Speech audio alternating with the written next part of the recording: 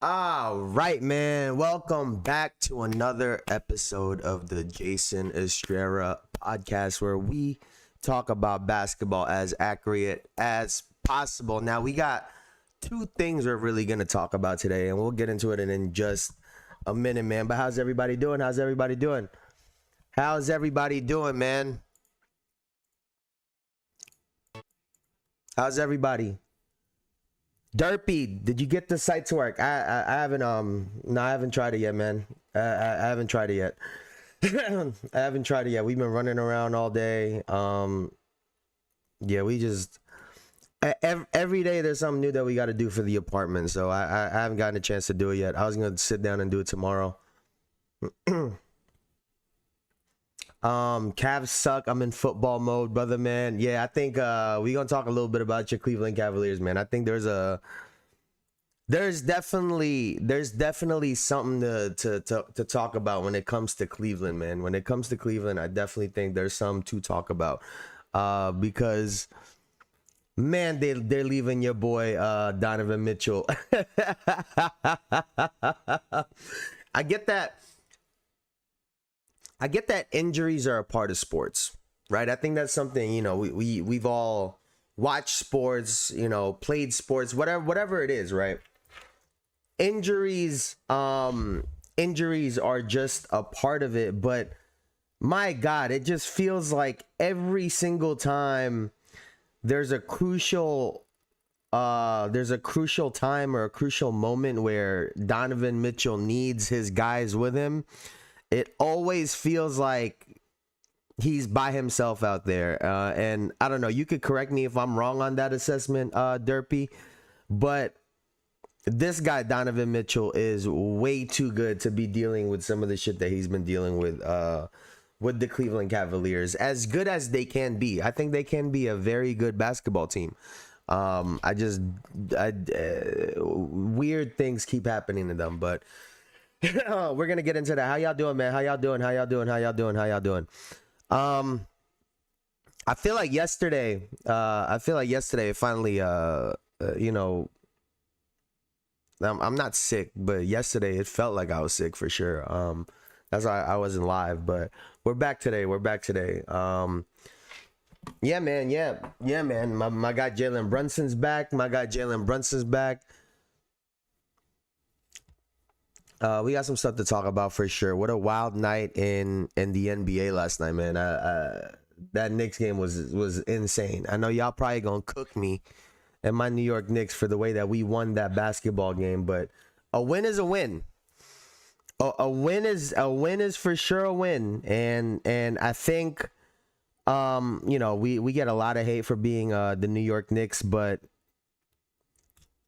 And listen, I'm not one of those delusional people either who's sitting here talking about we're the best team in the East, we're the best team in the NBA. I don't think that at all. Actually, I think we're a solid ball club, but I think we definitely got a lot to work on, man. What's good, Bruce? How you doing? How are you, brother? I'm good, man. I'm good. Just the whole moving thing. It takes a lot to move, and then the funniest part is you get settled in, but not really settled in. But it is what it is. Did the refs bet on the Knicks last night? He hooked them.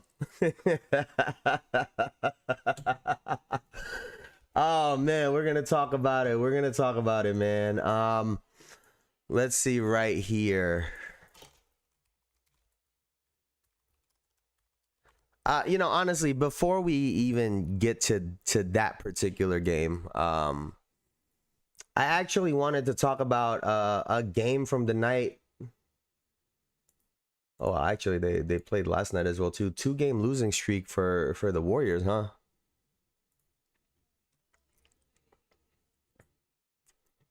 But none of their guys had played last night. Steph didn't play, Jimmy didn't play, Draymond didn't play, so there really isn't much to talk about when it comes to uh, last night's game with the against the Miami Heat. But I did want to talk about the Golden State Warriors going up against the Orlando Magic. Those at the night before, so 2 nights ago. Because I definitely think that there's something here to talk about, man. There's definitely something to talk about. If you can't get it this week, I'll send you an X account for updates, and next week is the official site coverage. It's just $10, no subscription. I bet. Just keep me updated, bro. Just keep me updated. I wanna support y'all. I wanna show y'all some support, man.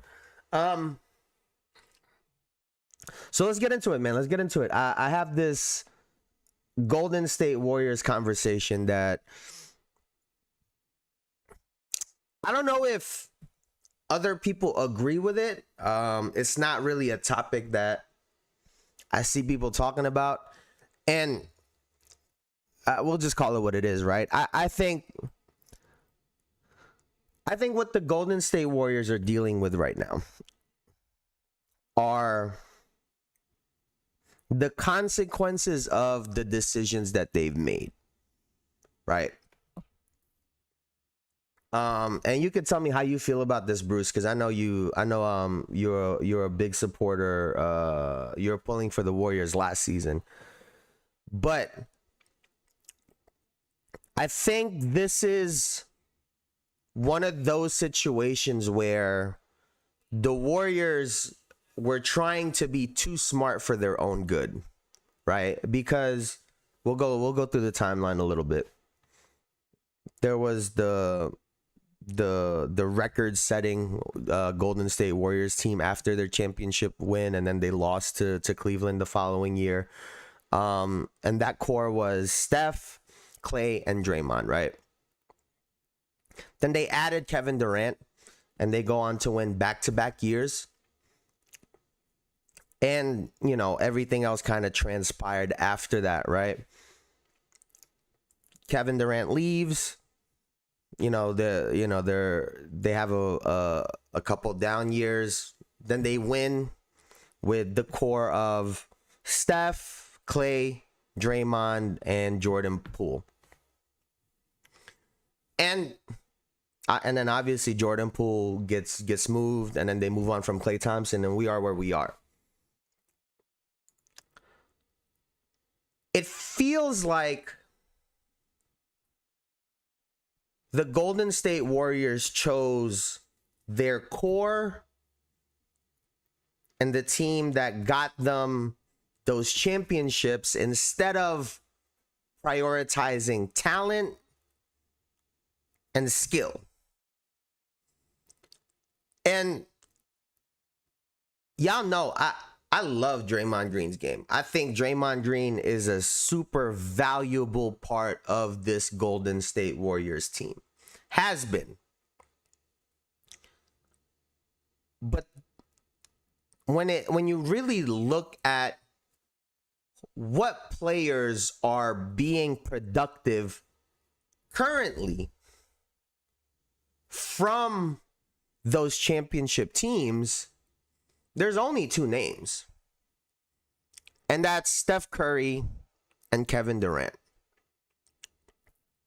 I really think that between the injury and between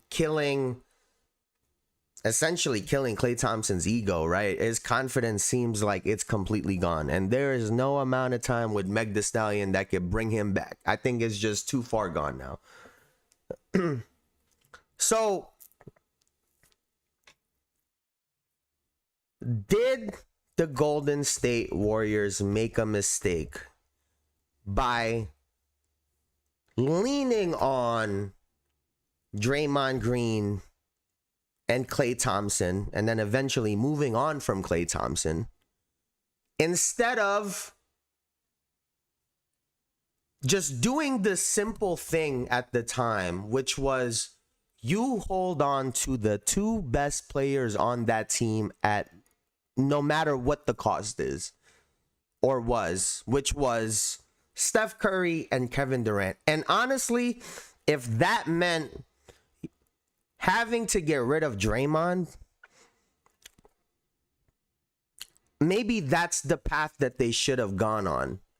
Because I was looking. was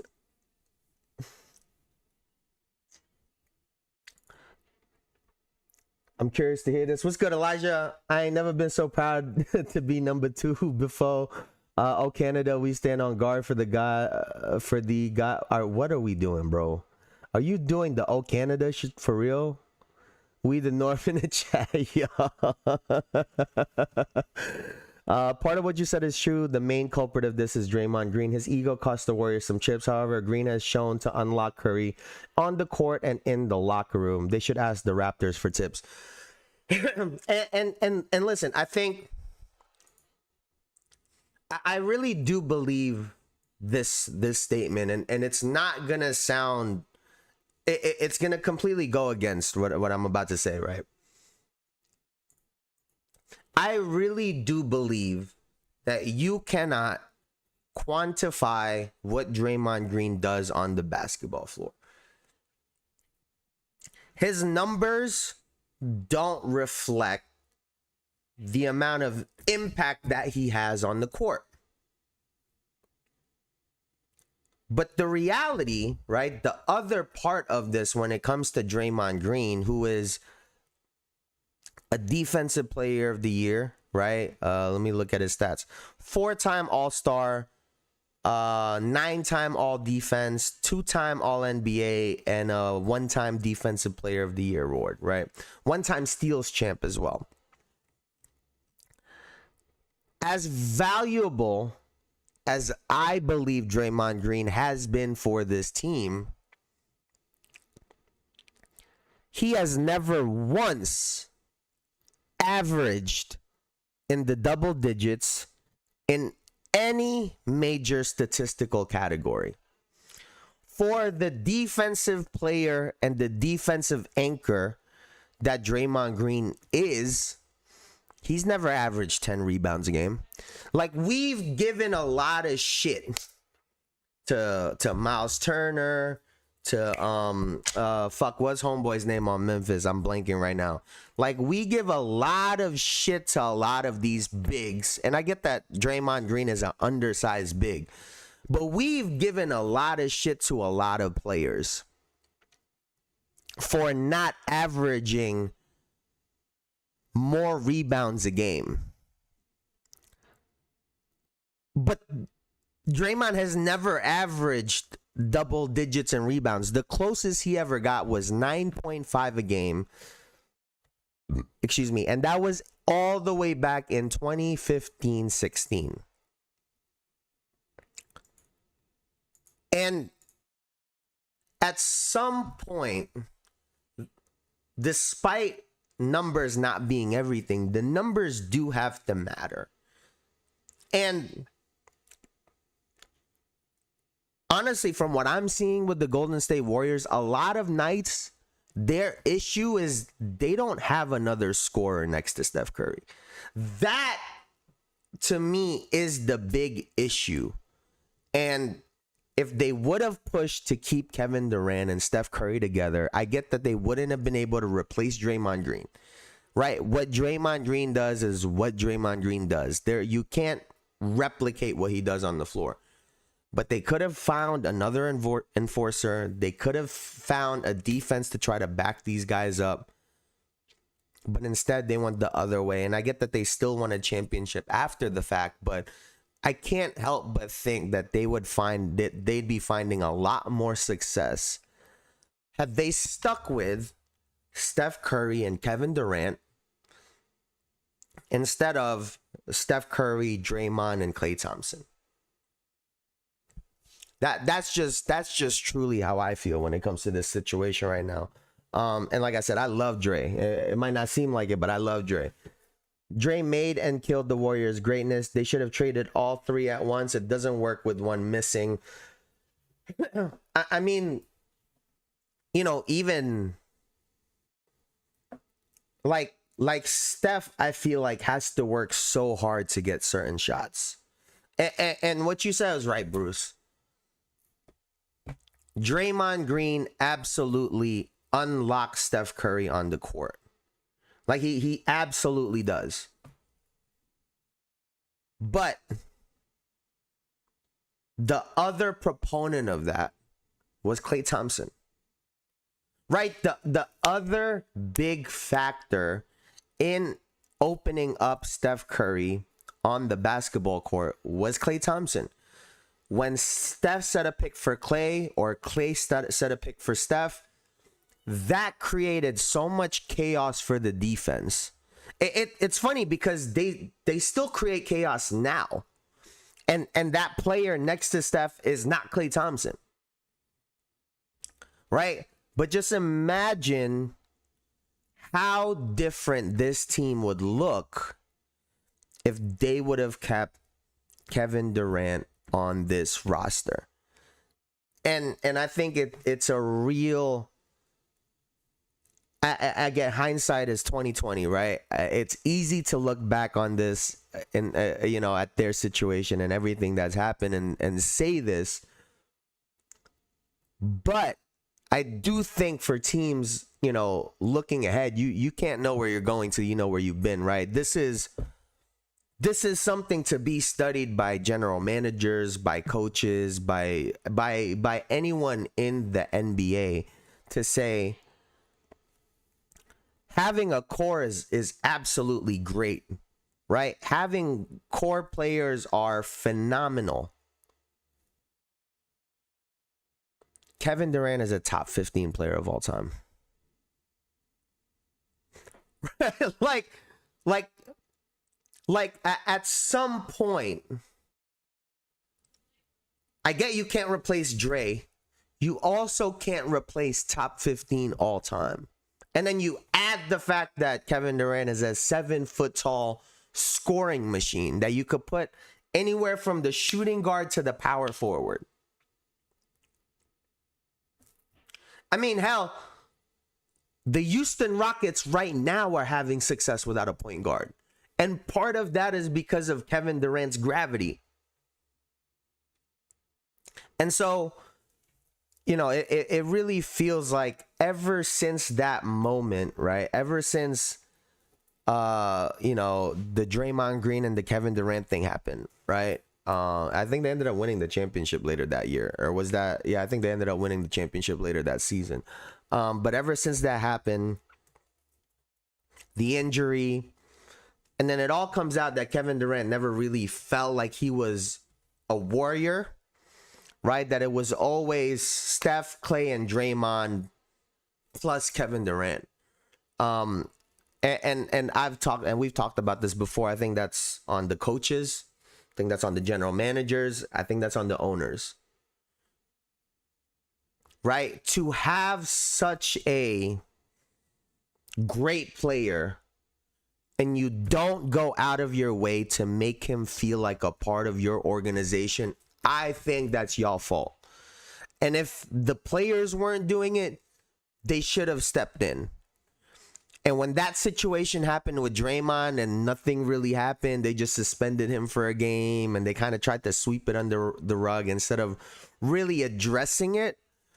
I think that, and I think Kevin Durant has said it, that rubbed Kevin Durant the wrong way. And we have what we have with the Warriors, and now they got a older Jimmy Butler. It's just an old team. It's just an old team. Right now, imagine just simple math. Just simple fucking math. What did Steph average last year? Let's see. Last season, Steph Curry averaged 27.9 points per game.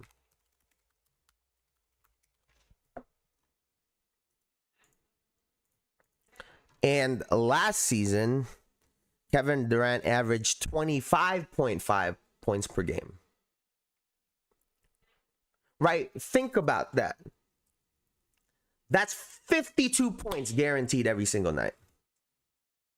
52.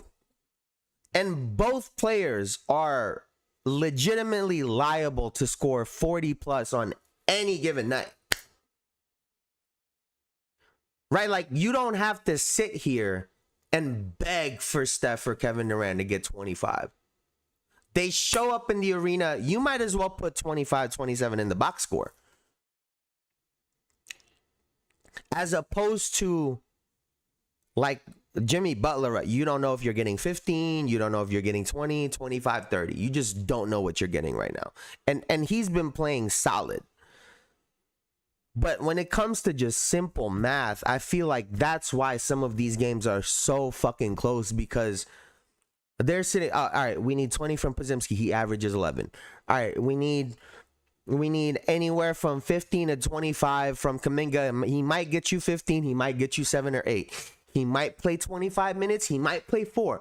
You just don't know what you're getting. There are so many variables when it comes to the Golden State Warriors right now, as opposed to before where there were so many guarantees. And, you know, I just feel like they're really dealing with this shit right now. Too bad the Raptors would never do that to Scotty. Just Golden State Warriors needs Massey. Honestly, what's OKC's general manager? Nah, every team needs a fucking Sam Presti, bro. Don't they get a top pick if the Clippers keep playing like shit? Imagine the Thunder with a top 5 pick this next summer. Oh my god. Oh my god, bro. Just a spectacular job. And you know, I feel like they've really wasted some unbelievable years out of Steph Curry. I mean, let me look at Steph's numbers really quickly. I mean, 27.9 last year, 24.5 the year before, 26.4, 29.4. In 2020, 2021, he averaged 30 fucking 2 points per game. I mean, like that's just unreal, dog. He's a 2-time scoring champ. 2-time scoring champ for Wardell. I get that, you know, especially what was that shit that the Mavs were talking about? Defense wins championships. Motherfucker, y'all need to score. Y'all keep throwing players out there that average 11 points a game and wonder why games be tight. You're literally wondering why games are tight, and you're throwing a motherfucker out there that average 11 a game. And you're like, oh my God, he can't make a basket in the fourth quarter. Well, yeah, he hit his 11 points in the third. He not going to score no more. That's his average. Right? They're talking about, oh my God, we need Moses Moody to do this. Moody going to be the new Andrew Wiggins. How about we need a new Klay Thompson and a new Kevin Durant? How about that one? They're trying to find a new Andrew Wiggins. How about we find another Klay Thompson? And y'all also guessed wrong on that. Y'all thought Podziemski was going to be him. And even on his best night, he not Klay Thompson. Even last year, which was a super down year for Klay Thompson still averaged more than Podziemski and Buddy Hield. So there's just been so many conversations when it comes to the Warriors, man. I feel like they've made damn near every wrong decision. Just got here. Have we talked about Toronto yet? Toronto. Yo, Elijah has been trying to talk about them for the last 10 minutes. I'm trying to avoid it. Yo, I've been trying my best to avoid it, but I'll give them this credit, man. Let's talk about Toronto real quick.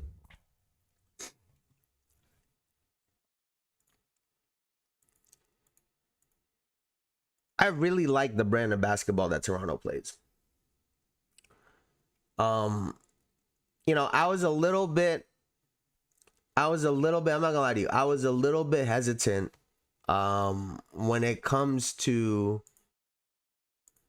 I was a little bit hesitant when it came to this having Brandon Ingram on the team.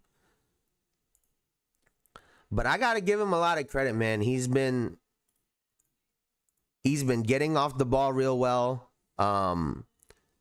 This is This is one of his more efficient seasons so far, shooting from the field, through 15 games, obviously. 49.6, which would make that the second highest shooting percentage of his career. But just these guys are moving the basketball. Like, um, and I think I'm not gonna lie to you. I feel like RJ is a really big proponent of that. Because as good as RJ Barrett has been, and I thought he was incredible last year, he really gets off the ball. Right? And you know, when you have someone that's talented like RJ is, who's willing to get off the ball constantly, it makes it easy for somebody like Brandon Ingram to come in and be like, all right, I'm gonna get off the ball too. Like, this guy has been here and he's getting off the ball. I'm gonna get mine. I'm gonna get off the ball. And I mean, look at this last night. No one had, you know, it's not like anyone had 10 plus assists in last night's game, but when you look at it, Brandon Ingram 5, Scotty Barnes 5, Jacob Podol 4, RJ Barrett 4, Emmanuel Quickly 6, Jamal Shed 6. I mean, like, everyone is getting assists on this team. And honestly, I think, you know, you could say whatever you want about the Philadelphia 76ers, but these guys are really sharing the basketball. And granted, no one is going to have, when you play like this, right? When you play like this, no one's going to have an unbelievable standout season, right? You're not going to have a bunch of guys averaging 25, 8, and 8 because everyone is sharing the basketball. But you do get a lot of cohesiveness and you get really good team basketball. So I gotta say, these guys have been playing really, really well, as much as I hate to admit it. As much as I hate to admit that. I mean, number 2 in the Eastern Conference. What is their? They're 9-1 in their last 10, and they're on a 5-game winning streak. They are currently 10-5 right now. Cleveland has dropped to 4th in the East. They're second behind Detroit and in front of New York. So, I mean, there's, and honestly, like, is there? I mean, I guess Emmanuel Quickly would be the point guard, but it's weird because they don't have like a traditional point guard either, right? Everyone's just kind of playing point guard by committee, and it's worked so far.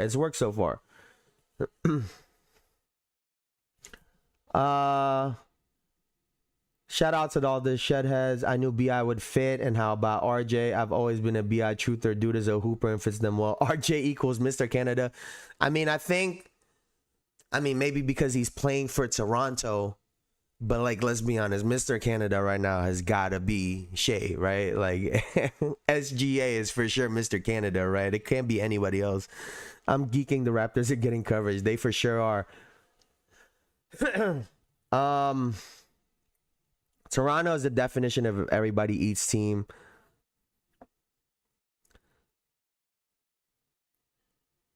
I do think this is the exact opposite of their style. I don't like. Thank you for giving them some love. My boy Elijah needed that. He for sure did. We taking number 2 because we finna duke up. Yeah, man. I mean, you got to give credit where credit is due, and these guys have been playing really, really well.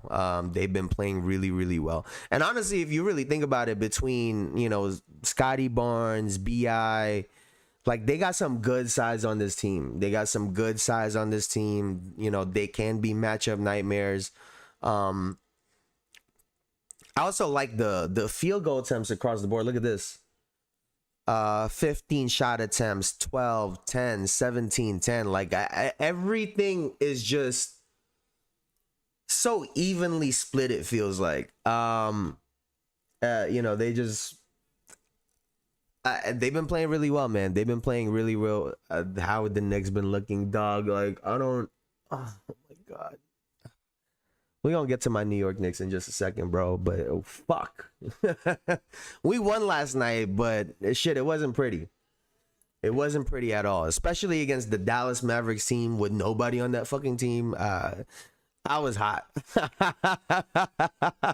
I was hot watching that game. But really quickly, to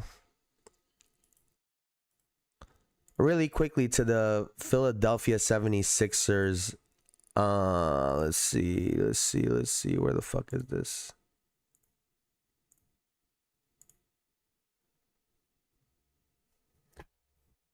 Sounds like you should be a Raptors fan. Listen, bro, I've been a lifelong Knicks fan. I'm not jumping ship now. I've been a fan for too long. It's just not happening, bro. Honestly, I was asking this question last season. If you had to choose a different team to be a fan of, right, other than your team currently, what team would that be? And I started crossing off a whole bunch of teams really quickly. Like, even though I'm a fan of a lot of players from all these different teams, I've been a Knicks fan, but like, can't be a Lakers fan. That's just not an option. It's just not an option. Can't be a Heat fan, because I hated that whole Miami Heat LeBron situation. What's it called? There was a whole bunch of teams I was like, I can't be a fan of them guys. And I think I ended up landing on like either the Orlando Magic or like the Chicago Bulls would be like the teams that I would end up rooting for, if I had to choose a different team. And I guess I'm just a fan of shitters apparently. So, but really quickly, when it comes to the Philadelphia 76ers, respect, facts, bro, respect. I sent you a preview of the matchup, Jason, on Insta. Bet. I'll take a peek of that in a second. You think I'm close to becoming a Raptors fan? No, sirski. No, sirski. But really quickly, 24 out of Tyrese Maxey, 21 out of VJ Edgecombe, 21 out of Quentin Grimes. Again, it's exactly what I said about this team going into the season, right? Build around the guards.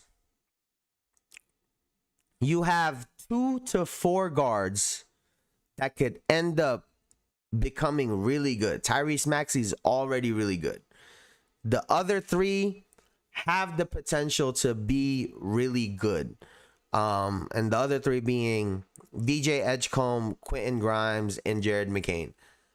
I think if you're the Philadelphia 76ers, you build around those 3 guards, get some defenders and some athletic wing players around them, and see what happens. But in order to do that, you'd have to get rid of Paul George. You'd have to get rid of Joel Embiid. And I think also you'd have to get rid of Kelly Oubre and get rid of all of those really big contracts.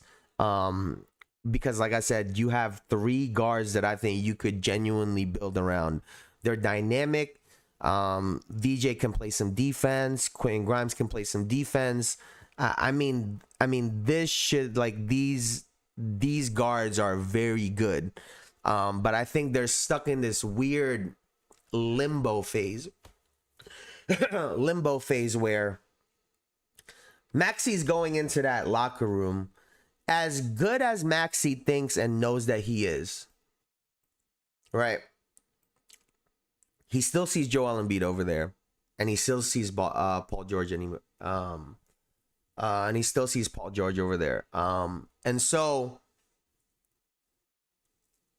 I don't know if he feels that, in the sense of, you know, he knows he's not necessarily the face of the organization yet, but it definitely matters. It definitely matters.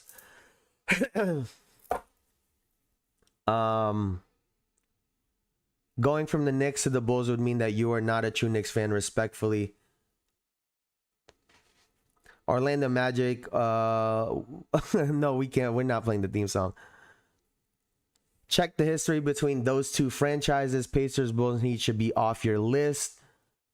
By the way, I don't see numbers anymore next to the names. I don't know. Maybe it's in the. I don't know. Maybe some happened in my settings. I don't know. Uh.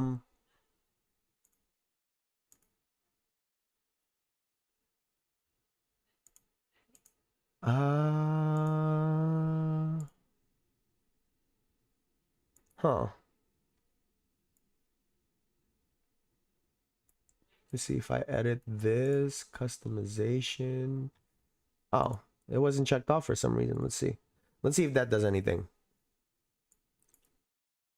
Let's see if that does anything. Well.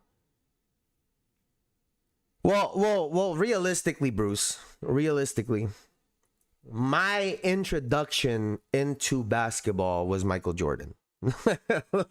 Like, I'm talking about Michael Jordan was God. Like, and so if I think about it in that sense, because that really was my true introduction into the game.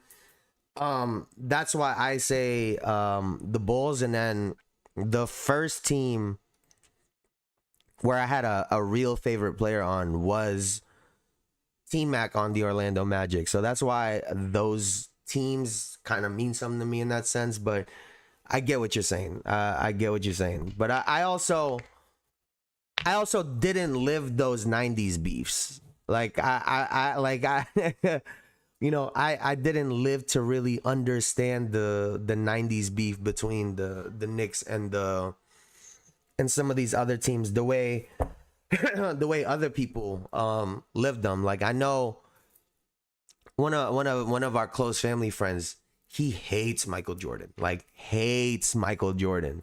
And you know, that's where the first time I got exposed to that, and I'm like, oh shit, that's a real thing where you could actually hate the best player in the world. And I guess, you know, I'm not a fan of LeBron either, so there's that. But I don't like getting rid of Kelly, but I've been saying they need to trade him, beat him PG. It's not going to help them compete at all. I've always liked Kelly Oubre's game. But I feel like they could go in another direction. And I don't know how much he's played. How much has he actually played this year?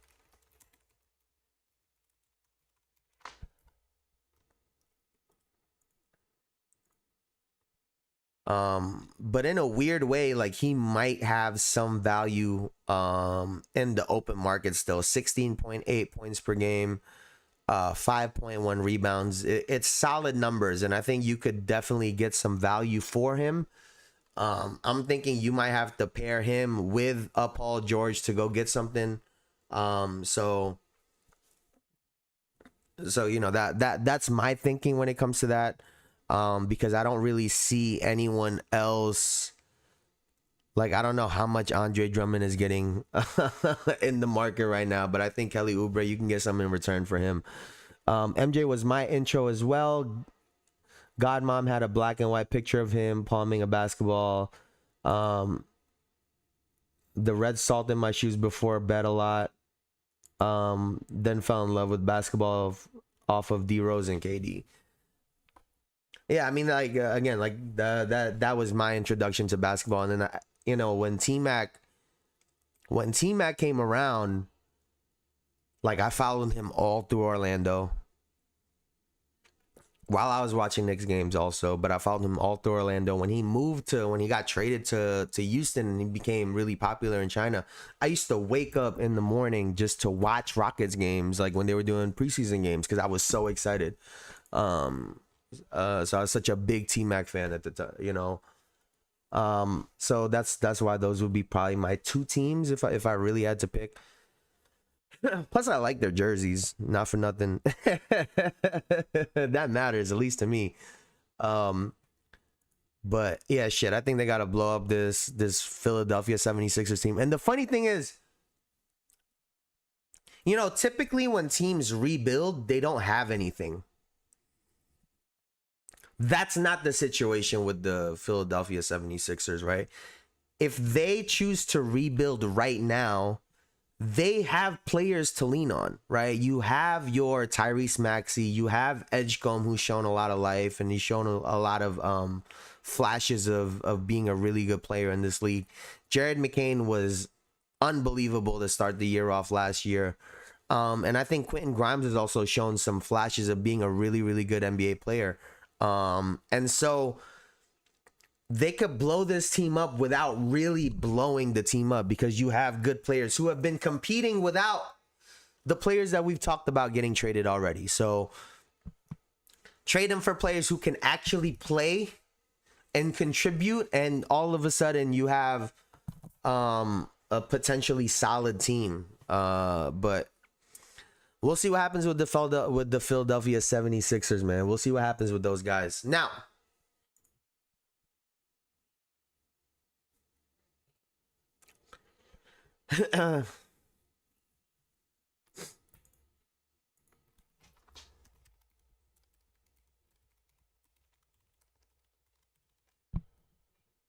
let's see.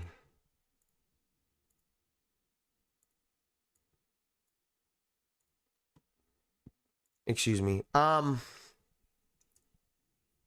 young talent is clearly there. Philly should absolutely just focus on that and move off of Embiid and PG for young talented forwards. I totally agree. I totally agree.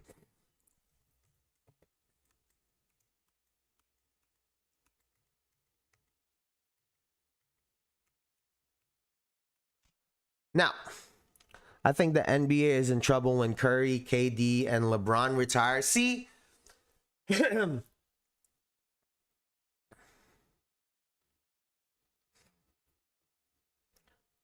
not only all those superstars always hurt, but they complaining they play too many games.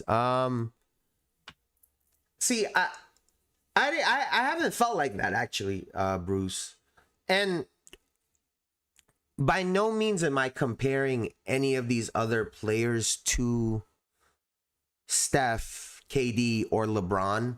And obviously that list gets even longer, because you got your James Hardens, Russell Westbrook, Kyrie. Like, there are more names on that list that have been super meaningful over the last decade. But I genuinely believe that the NBA is in good hands. A lot of people, and maybe it wasn't as loud, but people were saying kind of the same thing when Michael Jordan retired, right? People were saying the same thing when, Kobe was retiring, Dirk and all of these guys, Kevin Garnett. But then you look up and all of a sudden you have a Jokic out of nowhere, right? All of a sudden, Steph Curry is really coming into his own, And so maybe some of these players aren't where they're going to be in the next couple years,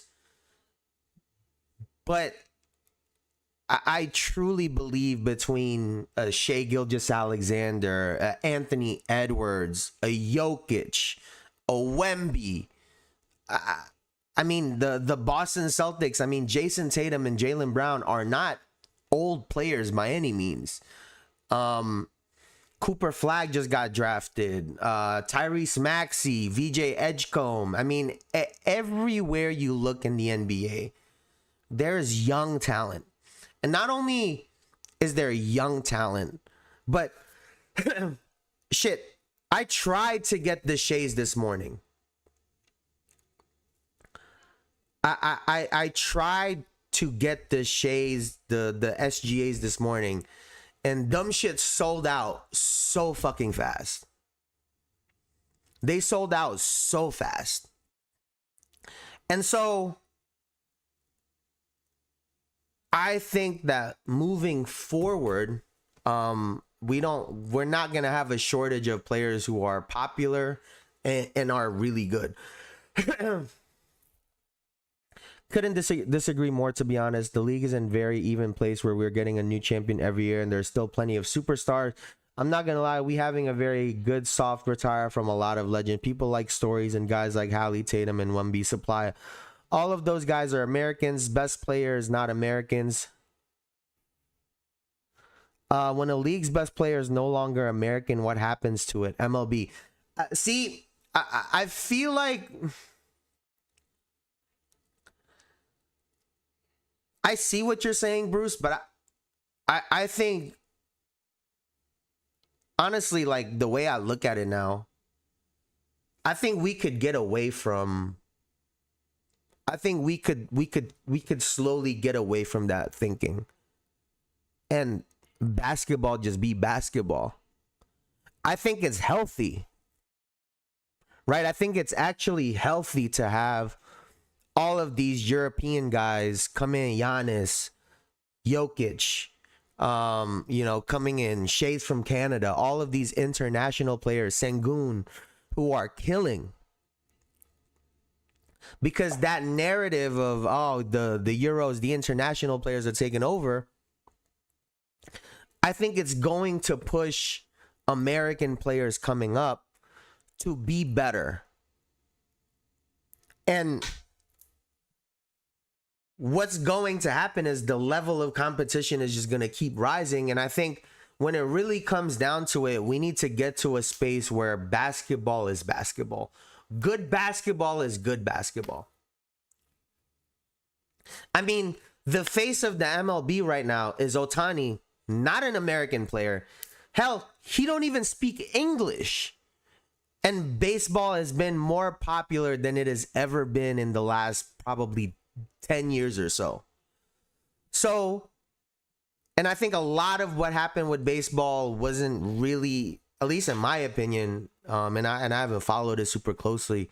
I don't think it was necessarily because players weren't American. Hell, for all my life, all I heard was the best baseball players were Dominicans. They were never even American necessarily. So I think we can mature to a point in basketball where basketball is basketball. Good basketball is good basketball, no matter where the fuck you come from. And I think as time goes, American players are going to get better, right? I think as time goes, American players are going to get better. And I think 2028 is going to be big. To your point, Bruce, I think 2028 is going to be big because that's going to be the most competitive that we've ever seen the Olympic Games when it comes to basketball. And the American guys are going to have a lot on their plate because you're going to have to deal with a developed Wemby, a Shea who's potentially multiple championships, potentially multiple MVPs deep. Like that type of confidence does something to a player. And so the Americans are going to have to step up, right? I don't think it's going to be a Zion.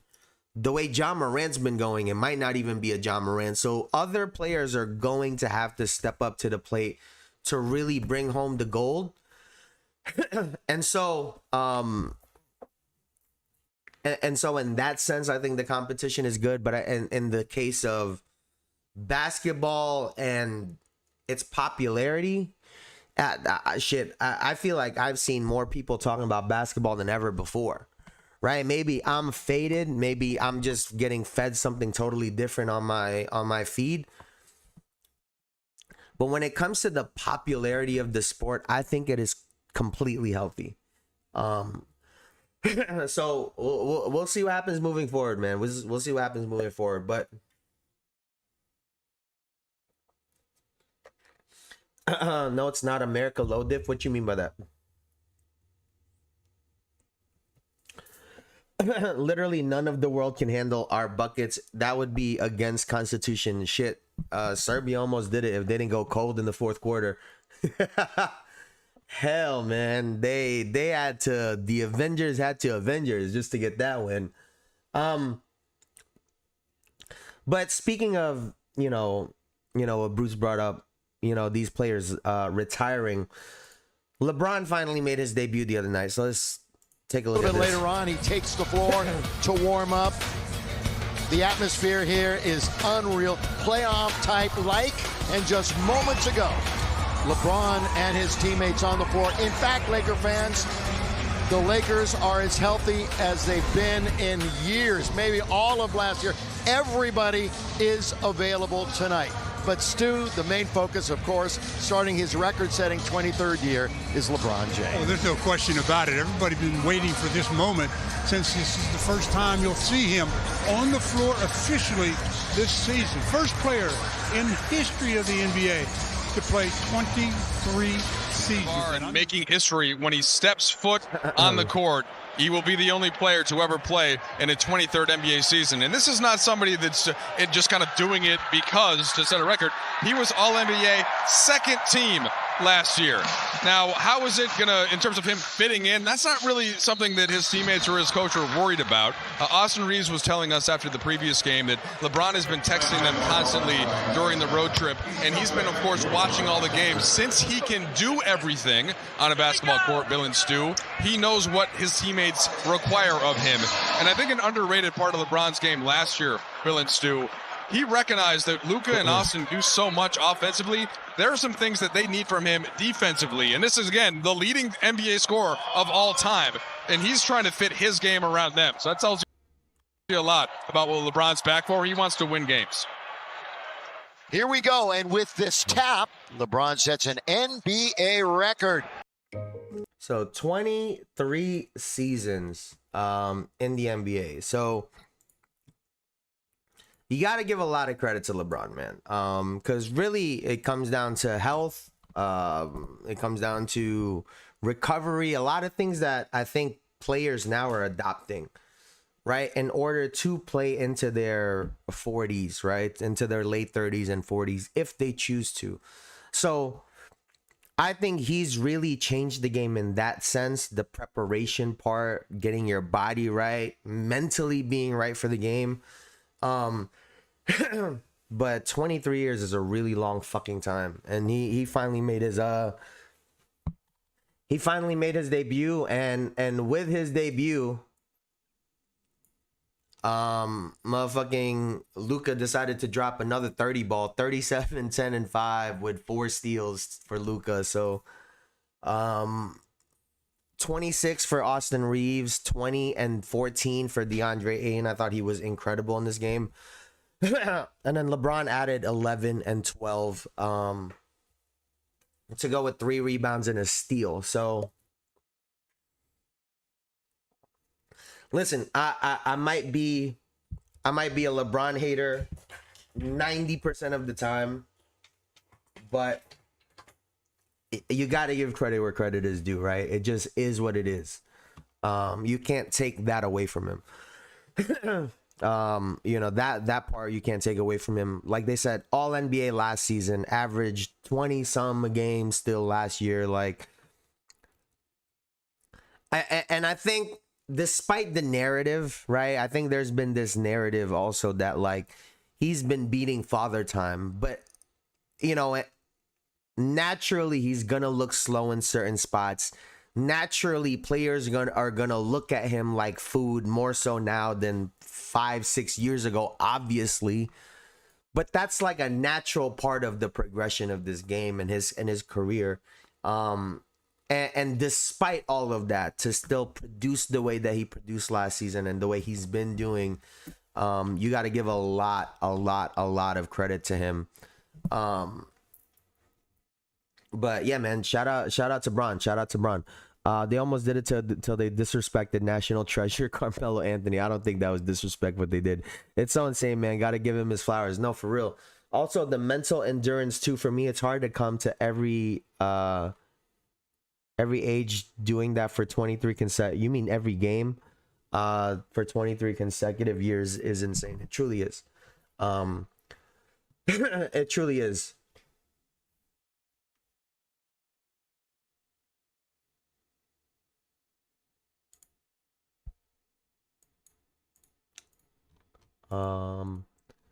Not mad at Luka. It's like you said, Jason. He makes all the passes, so he knows that Jazz game Luka was doing what you asked. Playing passing lanes, Luka looked good doing that. What are your expectations for the Lakers this year? I think that Luka can carry them to a top 5 seeding in the West. I think if they're top 4 with the numbers that Luka has been putting up, he gets MVP. But to be honest, I have a big question mark on DeAndre Ayton.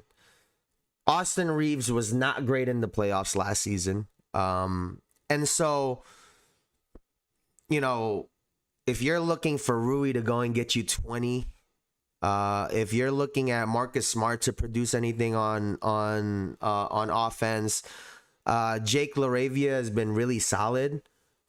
But again, expecting him to be consistent, right, when it comes to getting 20 something points per game,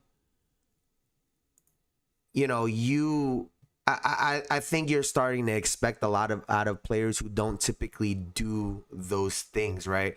So you're looking at Luka to get his 30 plus a game. You're looking at Austin Reeves to get his 20 something and LeBron to get his 20 something, which just between those alone, you're looking at 70 points between those three. And so if you can get that out of those three consistently in the playoffs, and then you can get your 15 to 20 out of Ayton if he can average 12 rebounds a game, I think that's perfect for them. If he can average like 17, 16, and 12, phenomenal. If Jake LaRavia can give you 12 to 15, Rui give you another 10 to 12, with all of the numbers that I just kind of named off, that's another 30 something plus points. So you're looking at like a solid 105, 110 between 1, 2, 3, 4, 5, 6 players on the team, right? So everyone else just got to fill in after that, right? Everyone else, at least on offense, you just got to fill in after that. So it really comes down to how they're going to perform on defense. Is Luka going to get targeted? And when he does, how are they going to respond to that, right? Is going to be the biggest question for me. But I think top 4, top 5, I think they make it in. That's how good I think Luka is, to be honest with you. They top 4 right now? I think yes, they are. They are top 4 right now. Marcus Smart ain't good for none other than antics. They not the Raptors. I'm weak. Yeah, but they also don't got a Luka. This guy Luka is unfucking believable. First of all, when I watch these games, for as slow as Luka Doncic is, how is it possible that this man always gets those free, like his layups be so easy at the rim? I'm mind blown. Like I'm mind blown. So, this is solid from these guys, 37, 26, and 20. And they scored 140 points in this game. If you're the Lakers. So, that's a lot, because again, I don't think you're expecting 20 out of Ayton. So if you -5 for DeAndre Ayton, +10 for LeBron, that puts you at least in last night's game, that puts you at like 145. So in terms of just pure numbers alone, I think they'll be able to compete, but we'll see. We'll see. I don't know about how deep they'll go into the playoffs. I don't think they match up very well against OKC. I don't think they match up very well against the Denver Nuggets, but we'll see what happens. And then for the other side, for the Utah Jazz, first of all, why does it feel like every time the Lakers have, like, wasn't Luka's first game against the Jazz? Like, it feels like a lot of debuts from the Lakers go against Utah and they be spanking shit. Like, it's just the weirdest thing that I keep seeing. But Lauri Markkanen with another 30 ball, 31, 5, and 2. And then Keontae George with another 30 ball as well, 34, 8, and 4 rebounds with 2 steals. So some real solid talent out of the Utah Jazz. And we were talking about Draymond earlier, right? Blocking that trade to get Lauri Markkanen. And I get what he was saying, right? About if you're going to trade for someone, you got to make sure they're that guy. And maybe we didn't expect 30 a game out of Lauri Markkanen, but my God, they could really use that right now. They could really use a 7-foot-tall small forward that can shoot, drive, cut, do fucking everything on the court and get you 30. In terms of freeing up the game for Steph Curry. Imagine a pick and roll with him and Steph. Imagine off the ball, they're running a screen action between Lauri Markkanen and Steph Curry. Imagine Steph is inverting the pick and roll for Lauri Markkanen. That shit sounds nuts.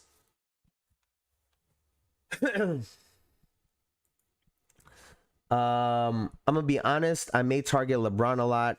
He wants to switch and he's coming out of rotation slower. He seems like he would allow a lot of advantages for offense, and attacking him on defense may I agree. May lead to fouls or fatigue in the series. I agree, but that's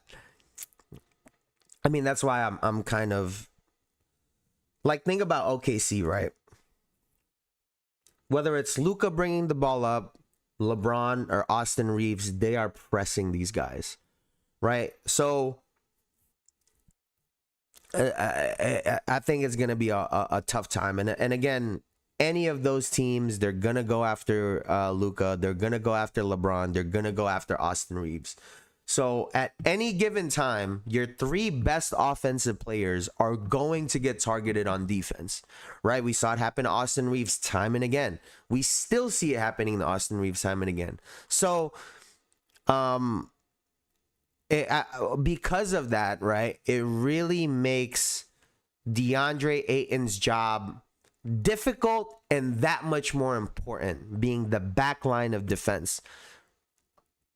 If you put a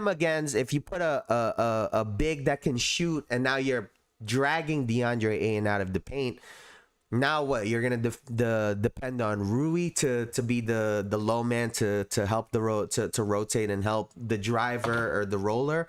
I mean, it just sounds like disaster, low key for the Lakers in the playoffs, but we'll see. The maritime of that, if successful, might tear the Lakers apart too. But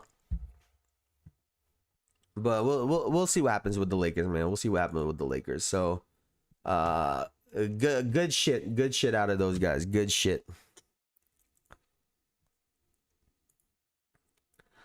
We gotta talk about my New York Knicks, man, and we gonna start by just pulling this up.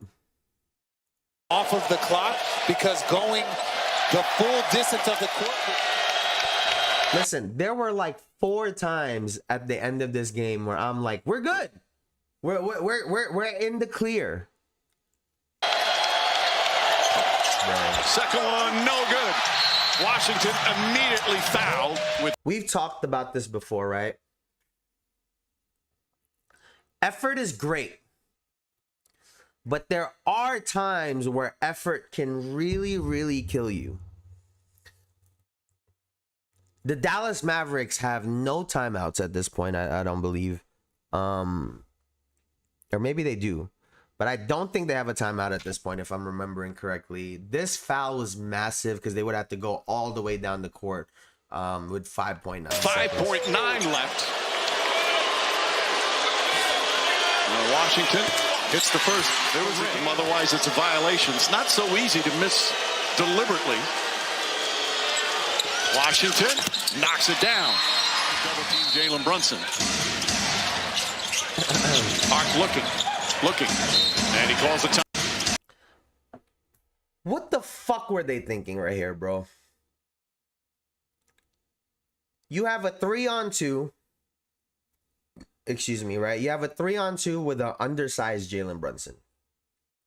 Right? So it's not a player you could just throw the ball up to and you can go get it. He needs to create some space. The other two players that could potentially help are all the way on this side of the court. And you don't want to throw it to this side of the court, right? Because if it gets tipped, if it gets stolen, you are literally on Dallas's side of the floor. So, like, what the fuck is this? Hart looking, and he calls a timeout. So now they're out of timeout. Inbound. Klay Thompson backing off. Now trying to set a screen. Brunson trying to get free. They get it. Brunson dribbles along the baseline and fouled with 3.8 remaining. No timeouts. First one is no. Dog, we missed so many free throws last night. I was losing it. Good. He's missed a couple of free throws. Second one good. 2-point lead. No timeouts remaining. This is fucking no absurd, fouls to bro. give. Like, this is genuinely with a chance absurd. to tie or win it. Let's go back. B.J. Washington to inbound. Looking for Brandon Williams. Lobs it up top to Lively. Lively to Williams. Williams on the drive. Goes underneath layup. He puts it in. Now they wave it off. What y'all think, man? They wave it off. An offensive foul called on Williams. Still have to get it in. I mean, guys, he hooked him. Did he not hook him? He hooked him. It's clear as day to me. He hooked him.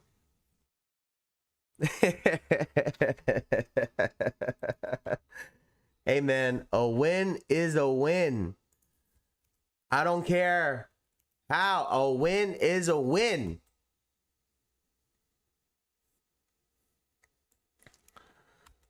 But this was not a pretty win. I mean, this is a team with no Cooper Flag, no Anthony Davis, and obviously no Kyrie Irving. I mean, this team literally has no point guard. And we barely beat them. So, yeah, man, this was it wasn't a pretty victory. It wasn't a pretty victory. I'm shocked to Max Christie isn't the hotter commodity for the Mavs. That's what they do in Texas. They just be hooking people. but like, I mean, you never want to let it go. You know, you never want to have an official decide a game, right? And this is as a Knicks fan, right? You never want to have an official decide a game. But that's just a learning experience from this kid, right? Like, certain players don't get that call, right? Certain stars in the league, you aren't getting that call. Like, D'Angelo Russell is delusional still. Once upon a time, D'Angelo Russell was a very good player in this league. He is no longer that. And he was trying to bait people into some of these shots that they weren't calling it. And it's like, at some point, it's like, bro, your team barely wants to put you on the floor and they don't have a point guard.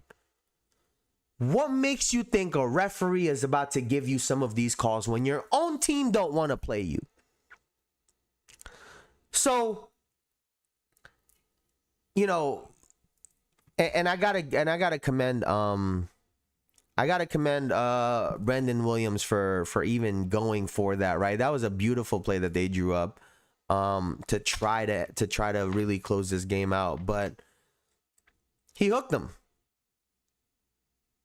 He hooked them. And you could say that there was some body contact, right? You could say there was some body contact, but it's not like he was going in the direction that the player was going, talking about Landry Shamet, right? Like, where the fuck else I'm supposed to just let the motherfucker go? So, like, I'm playing defense and he hooks me and I get the call. Like, it is what it is. But really, to me, and I couldn't find the video, right? I couldn't find the clip of this. The biggest thing for me in this game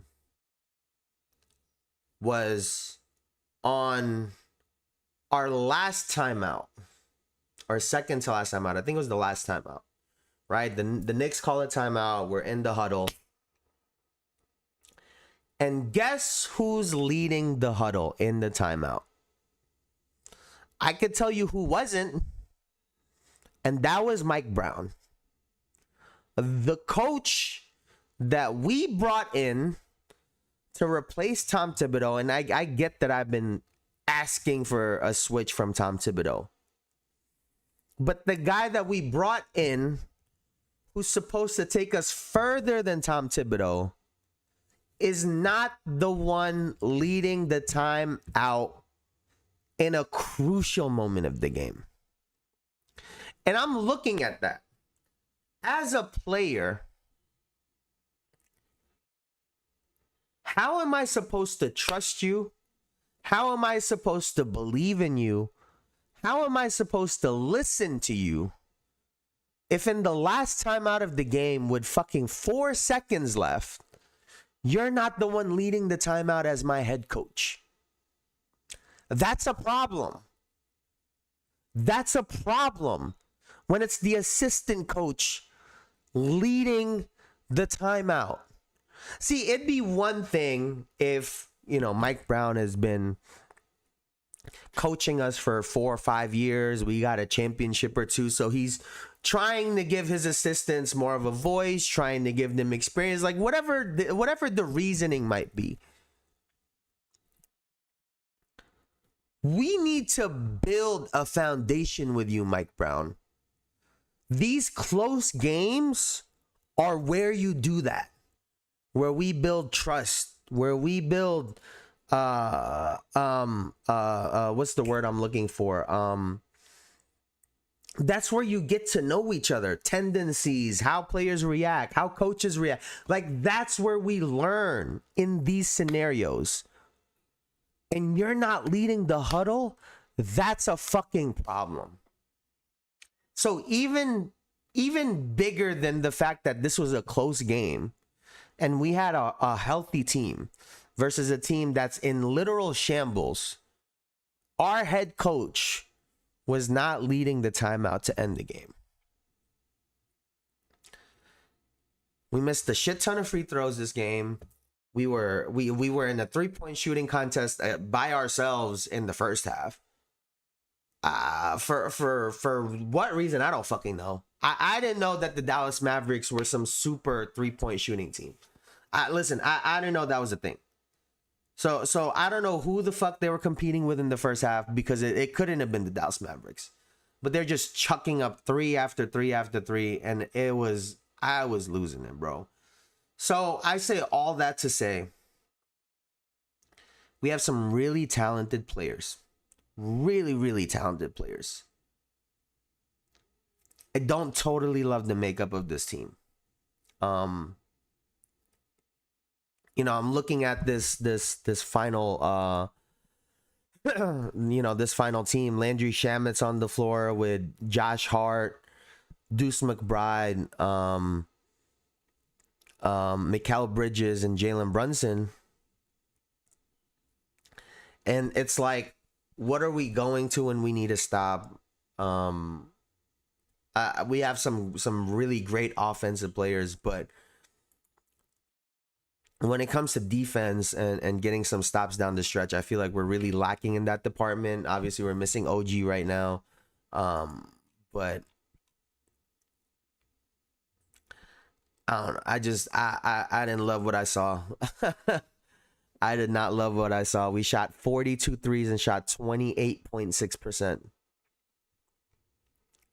28.6%. And even more so than that, 54.3% from the free throw line. We were 19 of 35. Think about that. 19 of 35. Had we hit 10 more free throws, this game wouldn't have been close. Just 10 more free throws, this game wouldn't have been close. So I think the New York Knicks, we're at the third spot right now, which is good. But we have a lot of improvements to make. And I genuinely think if we have a path to upgrade at any position outside of obviously Jalen Brunson and Karl Anthony Towns, I think we do that. I think we absolutely do that if it's possible. But on that note, man, that's gonna do it for me for now. I know I wasn't here yesterday, so I'm live today. I'll be live again tomorrow. But thank you guys so much. Thank you guys so much for hanging out with me, man. Before I get out of here, please leave a like, comment, and subscribe if you have not done so already. I really, really appreciate you guys so much. Elijah, you are the GOAT. Thank you so much. Eli, I appreciate you for joining the family. Bruce, you know I love having you around, bro. I love the banter. Derpy, I appreciate you as always coming in, showing some love. But thank you guys, man. Y'all could have been anywhere on the internet, but y'all were here with me, and I appreciate you guys for that. Thank you so much. I'll see y'all back here tomorrow. Y'all have a great rest of y'all day, man. See you tomorrow, brother. It's fun as always. I appreciate you so much, man. I'll see y'all later, man. Peace out.